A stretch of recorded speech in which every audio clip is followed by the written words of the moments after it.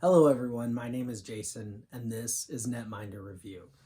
So before I get started, let me just say that this video, just a little bit, it's gonna hurt. You're gonna feel a little pain right in your kidney back. I know you can't see my back on the camera here, but pointing to my kidney. It it hurts to even think about this one. If you're a Florida fan, you've already been feeling the pain. What's up with Sergei Bobrovsky? So, Sergei Bobrovsky, the only active goaltender in the NHL right now to win 2 Vezina trophies. Sergei Bobrovsky, who prior to this year had a goals against average of 2.75 or less in 8 out of 9 of his previous NHL seasons. 1 year as low as 2.00, 1 year as low as 2.06. Sergei Bobrovsky, who finished 2 seasons in his career with a save percentage in the 930s, 2 other seasons with a save percentage in the 920s, 3 other seasons with a save percentage in the 9-teens. Sergei Bobrovsky, who signed a 7-year deal this past offseason with the Florida Panthers for $10 million per year. That Sergei Bobrovsky. Sergei Bobrovsky. What's up with him? What is up with Sergei Bobrovsky? It's a little painful to talk about it all. And I like Florida. They're not in like my top 5 favorite teams, but I certainly don't wish them any ill. I love Joel Quenneville. When I saw Florida bring in Joel Quenneville, bring in Bobrovsky, I was thinking they're really making a push. And this year, it just hasn't gone all that well. So, this past offseason, Sergei Bobrovsky was really the free agent goaltender that any team could have acquired. Early in the year last year, when the Blues were faltering badly, and I'm a Blues fan, big Blues fan, okay? I'm from just south of St. Louis, huge Blues fan. I think you can see my shirt there, got my Blues Cardinal shirt going on. Eventually, I want to get a t-shirt from every team so that whoever I'm talking about in the video, I can wear their shirt. But right now, I have a couple Canadiens shirts, a Toronto shirt, and a ton of Blues shirts. So I've been wearing Blues shirts in most of these videos. Anyway, last year, early in the year, when the Blues were not playing so well, and before Jordan Binnington had emerged and became the story that he became, knowing that Bobrovsky was going to be a free agent with Columbus at the end of the season, was really in the back of my mind, and even talked to a few of my friends about it, thinking, ooh, if only the Blues could get Sergei Bobrovsky, right? That would be fantastic. That would be amazing. Whoever gets Sergei Bobrovsky, that's going to be so fantastic for them. I wish it could be the Blues. Yeah, not so much. So, obviously, with the Blues, it became a non-issue because Binnington came in and won a Stanley Cup and so on and so forth. But for Florida, it's an issue right now, and I hope it doesn't remain an issue. But all we can do is talk about what is and what has been and what has led up to this situation.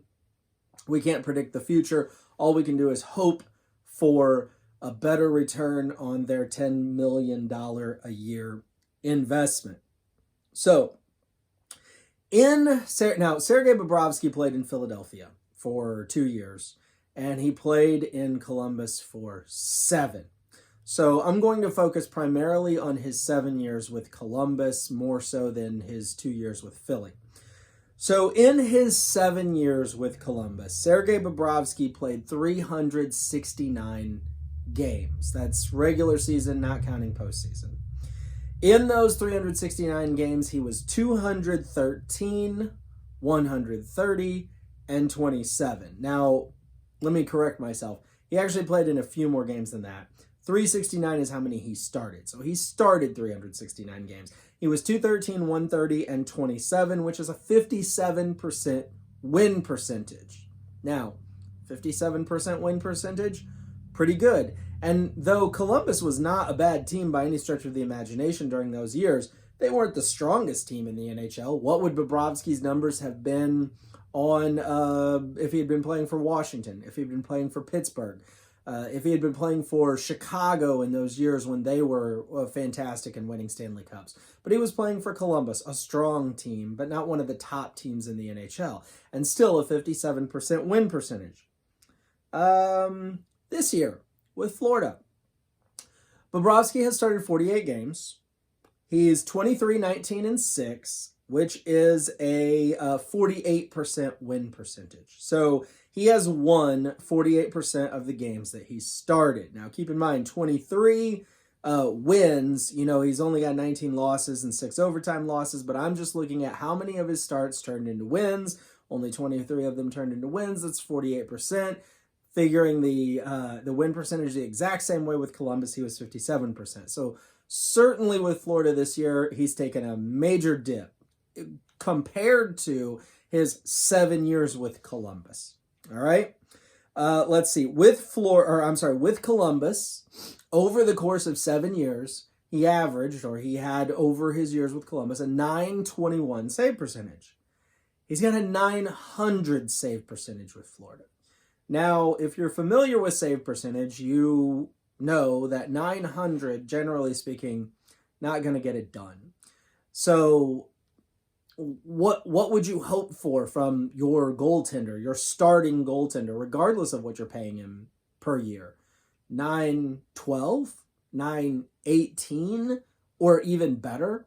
And when you're paying a 2-time Vezina winning goaltender $10 million per year, you're hoping for something closer to his 7 years with Columbus, which is 921, or even better, because he has been better at times. Goals against average, 2.41 in his 7 years with Columbus. This year so far, that pain I was talking about in my kidney, that's going to flare up again when I say this number. 3.23 goals against average. So his 7 years with Columbus, 2.41. This year with Florida, 3.23. That is just not good. A 323 goals against average is not the number for a starting goaltender. Starting goaltenders, top-notch starting goaltenders in the NHL, should be posting 230, 240, in the 250s maybe, 260s. At the worst in the 270s. You know, for your starting goaltender, you've got to be under 3, at least somewhere under 3.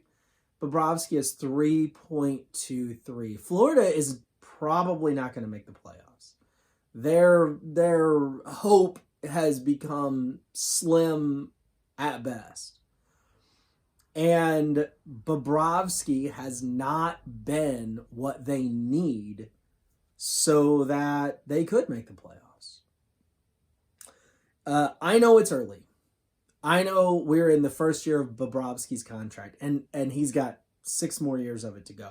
And I hope it improves dramatically. I hope that this time next year, we're talking differently about Bobrovsky, because I hate to think that Florida will have made such a big investment and end up getting little to nothing on their investment.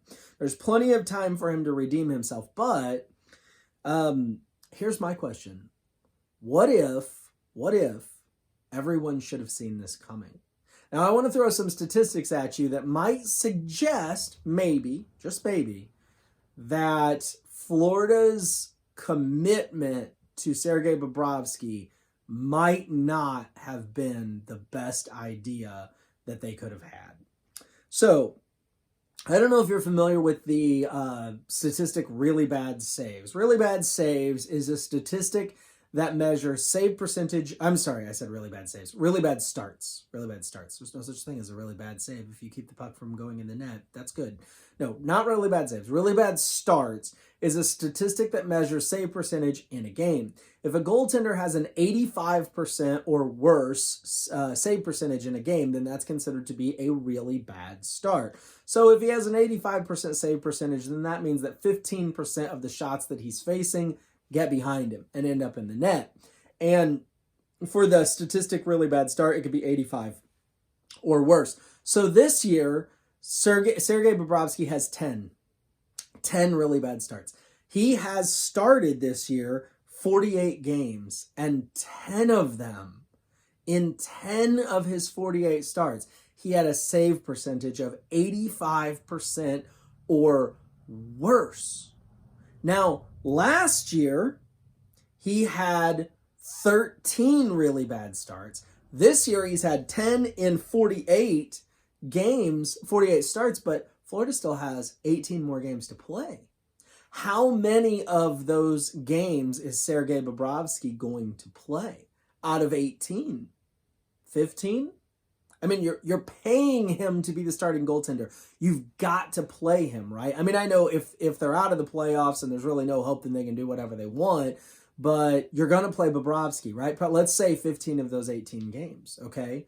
So if he has out of 15 more games, if he just has 3 really bad starts, which that's very realistic with the way he's been playing, then he's going to finish the season again with 13 really bad starts. And he finished last year with 13 really bad starts. And the year before that, he had 10 really bad starts. And the year before that, he had 5. So what I'm trying to say here is he's getting worse by the year. Now, maybe this year he ends with fewer really bad starts or the same number, but maybe he passes it up. I don't know. We'll see by the end of the season. But that trend, it seems to be heading in the wrong direction and has been now for 3 years. What about goals against average? His goals against average this year so far is 3.23, which is just brutal. Absolutely brutal. Last year it was 2.58. Now that's significantly better, way better. But the year before that it was 2.42, which is even better. And the year before that, it was 2.06, which is way better. In fact, is phenomenal. And that's the year that he won the Vezina. So every year since he's won the Vezina, his goals against average has been getting worse. Now, he won 2 Vezinas, but since his last Vezina in the 16-17 season, his goals against average has been getting worse. What about his save percentage? Is that trending poorly?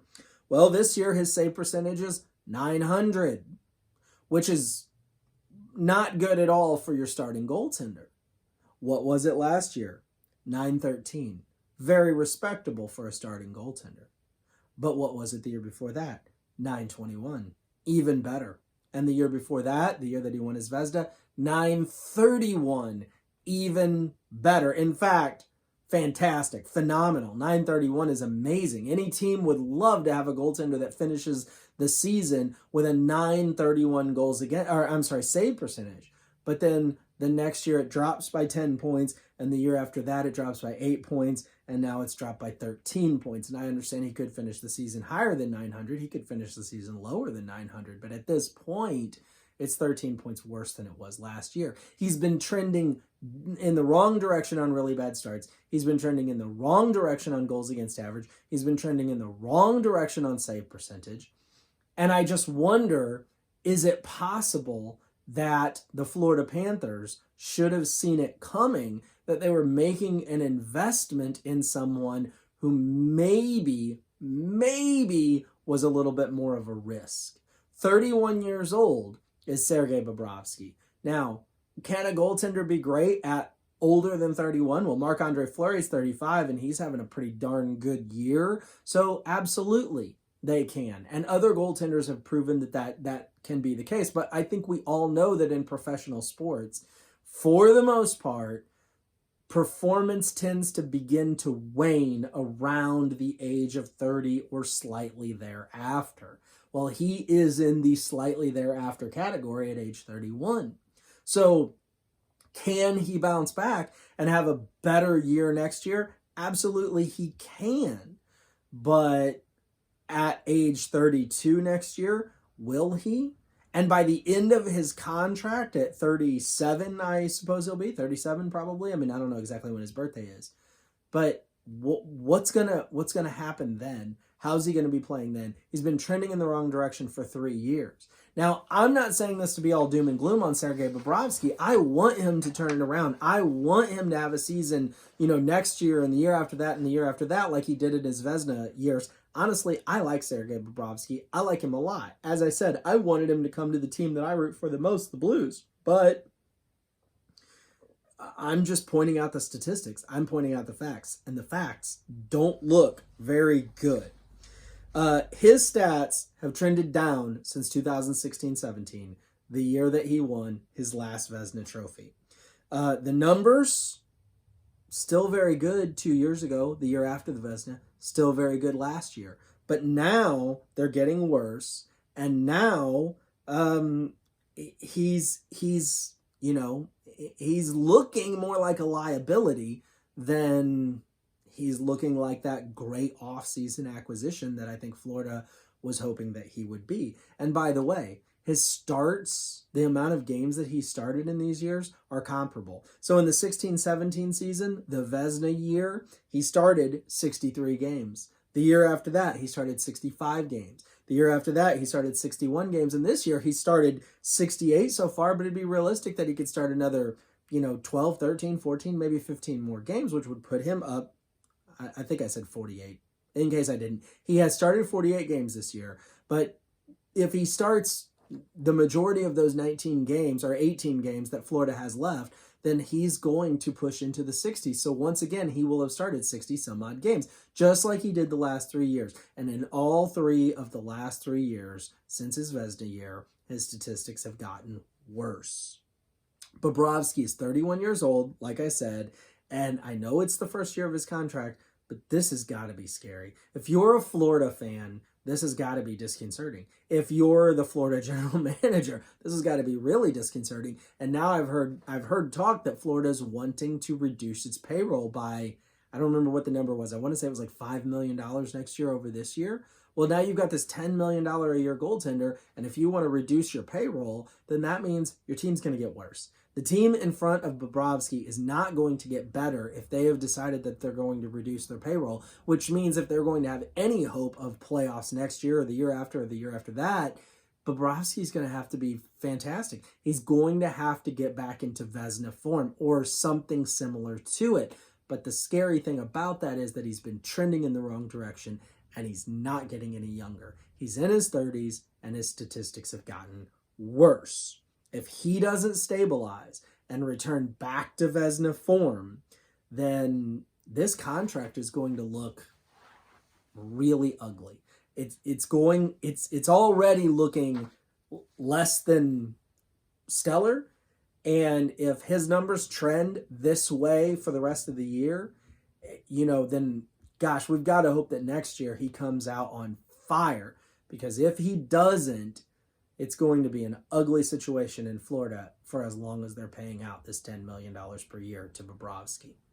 Anyway, I've been thinking about Sergei Bobrovsky a lot, and I wanted to dig into his numbers and see just how bad of a year this is for him statistically compared to his averages and what he's been doing. And these numbers that I've shared with you today are the numbers that I've found. I hope you find this informational, interesting. If you're a Florida fan, I'm sorry. I'm not trying to, rub salt in any wounds, I promise. I love Joel Quenneville and I want him to do well. I like Florida, I want them to do well. I really like Bobrovsky and I want him to do well. And I like some of the other players on the Florida team too. So I have nothing against them. I really want them to be a winning team. I really want them to make the playoffs. I was hoping that they would this year, especially after the Bobrovsky deal. I wanted that to work out for them. So not trying to rub salt in anybody's wounds here, just wanting to take a realistic examination of the information. I hope you found this useful. If you would, please hit like. I would really appreciate it if you would subscribe to this video and share it with your friends. And if you're a Bobrovsky fan, if you're a Florida fan, let me know what you think. Let me know how you're feeling about Bobrovsky right now. I'd really love to know from any Florida fans, how did you feel on the day that you found out that Bobrovsky was being signed? Were you very pro Bobrovsky? Were you anti signing him? How did you feel? What did you think when you heard what the contract was? When you found out about the $10 million a year? Were you happy? Were you disgusted? Were you pulling your hair out thinking they're paying him how much? And how do you feel about it right now? And are you optimistic about that contract and his future with your team? Are you pessimistic? Are you feeling like hope is lost? Tell me what you're thinking, because I'd really love to know. Anyway, again, I really would appreciate it if you would subscribe to my channel. Thank you so much for watching, and I hope that you have an excellent night.